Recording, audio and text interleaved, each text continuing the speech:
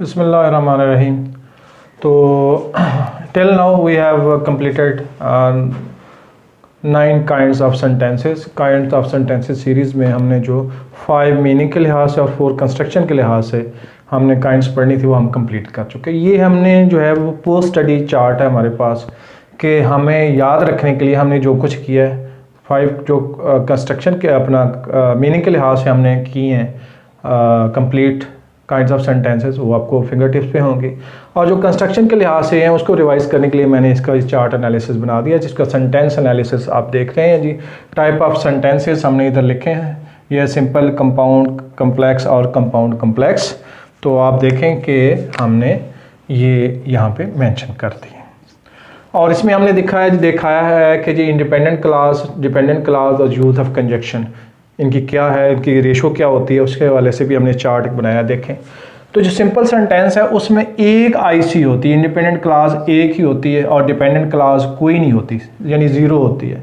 और कंजक्शन कभी वो यूज़ करता है कभी वो नहीं यूज़ करता, depending upon the structure of the sentence. तो यानी कि कंजक्शन का इस्तेमाल जो है ऑफ एंड ऑन है, कभी कभार हो जाता है, ठीक है, लेकिन उसका पार्ट एंड पार्सल नहीं है।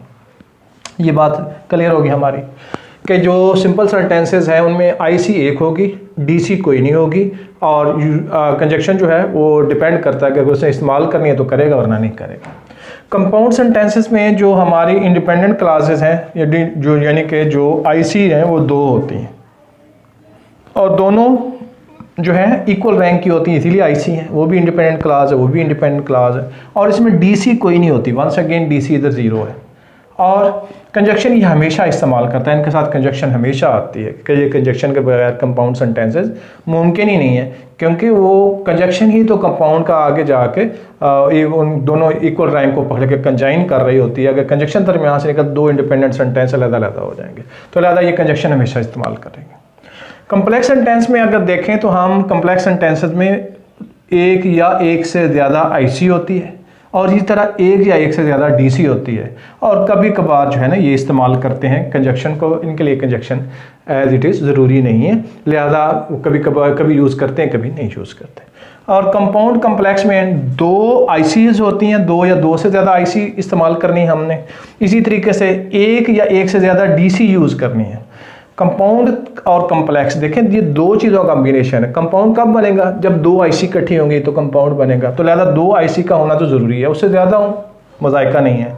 इसी तरीके कम्प्लेक्स कब बनेगा कि आईसी हो और साथ डीसी हो, तो एक डीसी तो होना ज़रूरी है, एक से ज़्यादा हो तो फिर भी कोई मज़ाइका नहीं है, तो लिहाजा इसमें भी कंजक्शन हमेशा जो है वो इस्तेमाल होती है। तो इस पोस्ट जो स्टडी एनालिसिस है हमारा, इसमें हमारे पास ये ग्राफ मौजूद है और अगर हमने 5 टाइप्स वो पढ़ लिए हैं, 4 टाइप्स ये पढ़ लिए हैं, जब हम एनालिसिस करने लगते हैं सेंटेंसेस का या किसी पैराग्राफ को जो है स्टडी करने लगते हैं इस हवाले से कि इसमें कितने सेंटेंस सिंपल हैं, कंपाउंड है, कम्प्लेक्स हैं, तो ये चार्ट जो है हमारे जहन में होना चाहिए। इससे भी हम अंदाज़ा लगा सकते हैं। वैसे तो आपने थरली पढ़ा हुआ है, जैसे देखेंगे फ़ौरन पहचान जाएंगे कि ये आईसी है, ये डीसी है, इसमें 2 आईसीज मिलेंगी, इक्वल रैंक की होंगी तो कंपाउंड होगा। एक ही आईसी है और कोई दूसरी है ही नहीं, तो लिहाजा वो सिंपल होगा। और अगर 1 और मोर आईसी है और 1 और मोर डीसी है तो उसमें जो है कम्प्लेक्स सेंटेंसेस की ये स्ट्रक्चर है और उसमें कम्प्लेक्स सेंटेंसेस इसी तरह फ्रेम किए जाते हैं।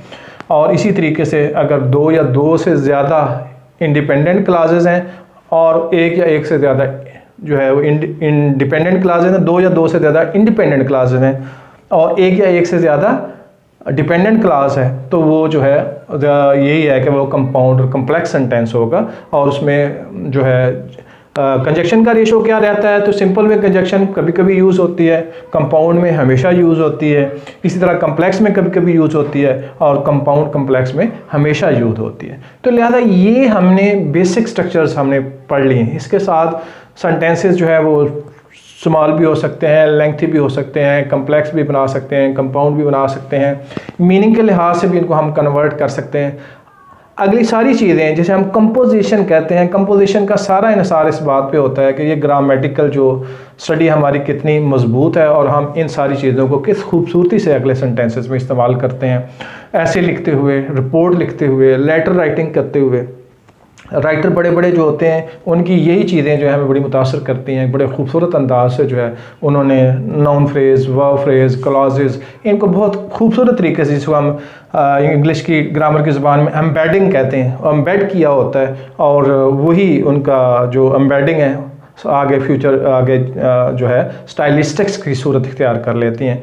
तो जिसके जितने स्टाइलिस्टिक्स ज़्यादा प्यारे होते हैं, हम राइटर उसी को ज़्यादा जो है लाइक भी करते हैं और उसको अप्रिशिएट भी उतना ज़्यादा करते हैं। तो शेक्सपियर दुनिया में इसलिए पसंद किया जाता है कि उसके अंदर ये वैरायटी बहुत ज़्यादा थी। जी शुक्रिया, थैंक यू वेरी मच।